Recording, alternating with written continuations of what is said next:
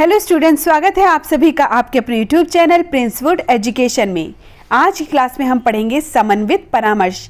पिछले क्लासेस में हमने निर्देशी परामर्श और अनिर्देशी परामर्श के बारे में पढ़ा था। आज की क्लास में हम क्या पढ़ेंगे?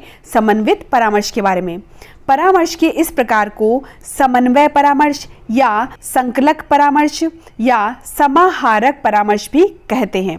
ठीक है, तो जो समन्वित परामर्श है उसको हम संकलक परामर्श या समाहारक परामर्श के नाम से भी जानते हैं। कई बार कई परामर्शदाता ना तो निर्देशी परामर्श की विचारधारा से सहमत होते हैं और ना ही अनिर्देशी परामर्श की विचारधारा से। ऐसी परिस्थिति में परामर्शदाता एक अन्य प्रकार के परामर्श का विकास करने में सफल होते हैं। यह विचारधारा निर्देशी और अनिर्देशी परामर्श की विचारधाराओं के मध्य का परामर्श है। इसी मध्य के परामर्श की विचारधारा को ही समन्वित परामर्श या समाहारक परामर्श या संकलक परामर्श कहते हैं। मतलब जो कुछ परामर्शदाता होते हैं उन्हें ना तो निर्देशी परामर्श से सहमत होते हैं, जो परामर्शदाता होते हैं वो ना तो निर्देशी परामर्श की विचारधारा से सहमत होते हैं और ना ही अनिर्देशी परामर्श की विचारधारा से, तो वह एक अन्य प्रकार का परामर्श का विकास करते हैं। ठीक है, और यह विचारधारा निर्देशी और अनिर्देशी परामर्श की विचारधाराओं के मध्य का परामर्श है। इसी मध्य के परामर्श की विचारधारा को ही समन्वित परामर्श या समाहारक परामर्श या संकलक परामर्श कहा जाता है। इस प्रकार के परामर्श में परामर्शदाता ना तो अधिक सक्रिय होता है और ना ही अधिक निष्क्रिय होता है। ठीक है, इसमें क्या होता है, जो परामर्शदाता होता है वो ना तो अधिक सक्रिय होता है और ना ही अधिक निष्क्रिय होता है। इस प्रकार के परामर्श में व्यक्ति की आवश्यकताओं और उसके व्यक्तित्व का अध्ययन परामर्शदाता द्वारा ही किया जाता है।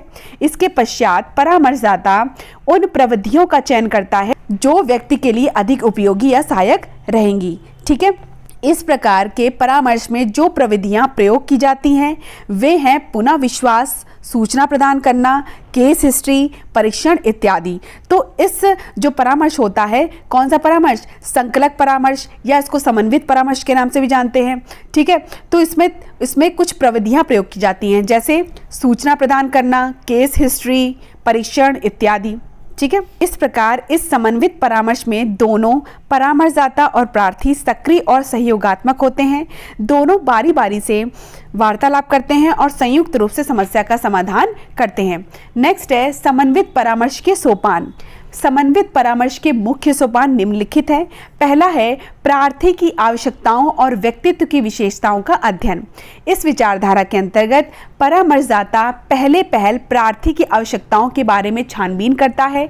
इसी सोपान के अंतर्गत वह व्यक्ति के व्यक्तित्व की विशेषताओं के बारे में जानकारी एकत्र करता है। कि परामर्शदाता जो होता है वो सबसे पहले क्या करता है, प्रार्थी की जो आवश्यकताएं होती हैं उसके बारे में छानबीन करता है, उसकी खोज करता है और इसी सोपान के अंतर्गत वह व्यक्ति की जो विशेषताएं होती हैं उनके बारे में भी जानकारी इकट्ठी करता है। ठीक है, सेकंड है प्रविधियों का चयन। इस सोपान के अंतर्गत आवश्यकता अनुसार प्रविधियों का चयन किया जाता है और उनका प्रयोग किया जाता है। इन प्रविधियों का प्रयोग व्यक्ति की आवश्यकताओं के अनुसार ही किया जाता है। तो सेकंड क्या पॉइंट था आपका? प्रविधियों का चयन। तो इस सोपान के अंतर्गत आवश्यकता अनुसार प्रविधियां जो होती हैं, कौन कौन सी प्रविधियां बताई थी हमने? पुनः विश्वास, सूचना प्रदान करना, केस हिस्ट्री, परीक्षण, इन सभी प्रविधियों का चयन किया जाता है और उनका प्रयोग किया जाता है। जहां पर समस्या, मतलब जैसी समस्या होती है उस प्रकार की प्रविधि का प्रयोग किया जाता है और इन प्रविधियों का उपयोग व्यक्ति की आवश्यकता अनुसार ही किया जाता है। जैसी व्यक्ति की आवश्यकता होती है उसी प्रकार की प्रविधि का यूज किया जाता है। नेक्स्ट है प्रविधियों का प्रयोग। चयन की गई प्रविधियों का प्रयोग विशिष्ट परिस्थितियों में किया जाता है। जिन प्रविधियों को चुना जाता है उनकी उपयोगिता प्रार्थी की परिस्थिति के अनुसार ही देखी जाती है। प्रार्थी की जैसी समस्या होती है उसी प्रकार उसकी प्रविधि भी चुनी जाती है। नेक्स्ट है प्रभावशीलता का मूल्यांकन। इस सोपान के अंतर्गत प्रभावशीलता का मूल्यांकन विभिन्न विधियों से किया जाता है। नेक्स्ट है परामर्श की तैयारी। इस सोपान के अंतर्गत पथ प्रदर्शन के लिए आवश्यक तैयारी की जाती है। नेक्स्ट क्या है? प्रार्थी और अन्य व्यक्तियों की राय प्राप्त करना। परामर्श संबंधी कार्यक्रम एवं अन्य उद्देश्यों तथा विषयों के बारे में प्रार्थी तथा उससे संबंधित अन्य व्यक्तियों से राय प्राप्त की जाती है। तो हमने समन्वित परामर्श के सोपानों में क्या क्या पढ़ा? पहला पढ़ा कि प्रार्थी की आवश्यकताएं और व्यक्तित्व की विशेषताओं का अध्ययन किया जाता है। तो सबसे पहले क्या होता है, जो परामर्शदाता होता है वो प्रार्थी की आवश्यकताओं की खोज करता है और व्यक्ति की विशेषताओं के बारे में जानकारी प्राप्त करता है। सेकंड हमने क्या पढ़ा? प्रविधियों का चयन। तो जैसी व्यक्ति की समस्या होती है उसी प्रकार की प्रविधि का चयन किया जा सकता है। प्रविधियों का प्रयोग कैसे किया जाता है? प्रार्थी की जो स्थिति होती है उसको देखकर प्रविधियों का प्रयोग किया जाता है। नेक्स्ट क्या था? प्रभावशीलता का मूल्यांकन। इस सोपान के अंतर्गत प्रभावशीलता का मूल्यांकन विभिन्न विधियों से किया जाता है। परामर्श की तैयारी में क्या हमने देखा? इस सोपान के अंतर्गत पथ प्रदर्शन के लिए आवश्यक तैयारी की जाती है। नेक्स्ट क्या है? प्रार्थी और अन्य व्यक्तियों की राय प्राप्त करना। परामर्श संबंधी कार्यक्रम एवं अन्य उद्देश्यों तथा विषयों के बारे में प्रार्थी तथा उससे संबंधित अन्य व्यक्तियों से राय प्राप्त की जाती है। नेक्स्ट टॉपिक है आपका समन्वित परामर्श की विशेषताएं। थॉर्न के अनुसार समन्वित परामर्श की विशेषताएं निम्नलिखित हैं। पहला है, इसमें वस्तुनिष्ठ एवं समन्वय परक विधियों का प्रयोग किया जाता है। तो इसमें किस तरह की विधियों का प्रयोग किया जाता है? इसमें वस्तुनिष्ठ अथवा समन्वय परक विधियों का प्रयोग किया जाता है। सेकंड है, परामर्श के शुरू में प्रार्थी की सक्रियता वाली प्रविधियों का प्रयोग अधिक होता है और इसमें परामर्शदाता निष्क्रिय होता है। नेक्स्ट क्या है? इसमें कार्य कुशलता एवं उपचार प्राप्त करने को विशेष महत्व प्रदान किया जाता है। नेक्स्ट है, इस प्रकार के परामर्श में समस्त विधियों और प्रविधियों के प्रयोग के लिए परामर्शदाता में व्यावसायिक कुशलता एवं दक्षता का होना अनिवार्य होता है। नेक्स्ट पॉइंट क्या है कि प्रार्थी की आवश्यकता को ध्यान में रखकर ही निर्णय लिया जाता है कि निर्देशी विधि का प्रयोग किया जाए या अनिर्देशी विधि का।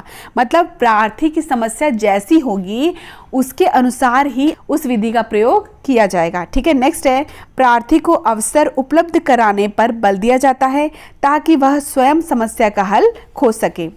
नेक्स्ट क्या है? समन्वित परामर्श की सीमाएं। कुछ लोगों का कहना है कि परामर्श का यह प्रकार अस्पष्ट और अवसरवादी है। दोनों निर्देशी और अनिर्देशी प्रकार के परामर्शों को मिश्रित नहीं किया जा सकता है। मतलब निर्देशी परामर्श अपने आप में अलग भूमिका अदा करता है और जो अनिर्देशी परामर्श है वह भी एक अलग परामर्श है। उन दोनों को मिश्रित नहीं किया जा सकता। ठीक है। नेक्स्ट है, इसमें यह प्रश्न उठता है कि प्रार्थी को कितनी स्वतंत्रता प्रदान की जाए। इसके बारे में कोई निश्चित नियम नहीं हो सकता है। इस परामर्श का विरोध होने के बावजूद इसका व्यवहारिक मूल्य अधिक होता है।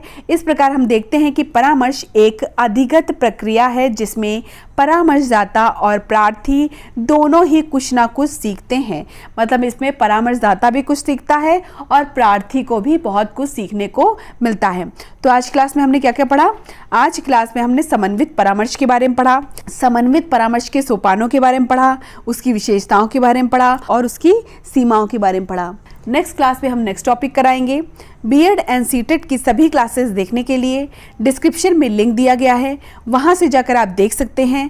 पीडीएफ के लिए आप हमारे टेलीग्राम चैनल को ज्वाइन कर सकते हैं जिसका लिंक भी डिस्क्रिप्शन बॉक्स में दिया गया है। धन्यवाद। मिलते हैं अपनी नेक्स्ट क्लास में।